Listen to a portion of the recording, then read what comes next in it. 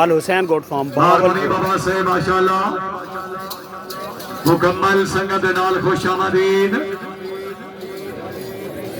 दी मुस्तफा तीसरे नंबर दे मोहम्मद अजमल साहब शेरा goat farm Fatehpur तहसील बल सिंह इधर के ले जी अपना फार्म रेडी रखो जी सुंदर जी सुंदर भावलपुर तो अल हुसैन गोट इमाम फार्म मुनीब साहब के आओ जी अपनी खसूसी पगड़ी वसूल करो जी क्या बात जी ये पाक बने सिंह जनाब अपने दस्ता मुबारक दे नाल पीरजादा गुलाम मुस्तफा शाह साहब प्राउड ऑफ से अल्लाह तआला कहेंगे और शाह साहब आओ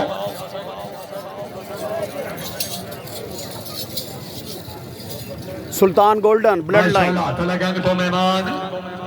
पीरजादा गुलाम मुस्तफा शाह साहब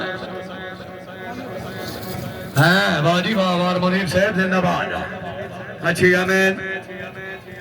अल्लाह ताला जनाब ने तरका नसीब करे क्या बात इधर सामने देखो जी वेरी गुड मार मुनीब साहब दा फार्म अल हुसैन गोट फार्म अल हुसैन गोट फार्म जी भावलपुर हाँ जी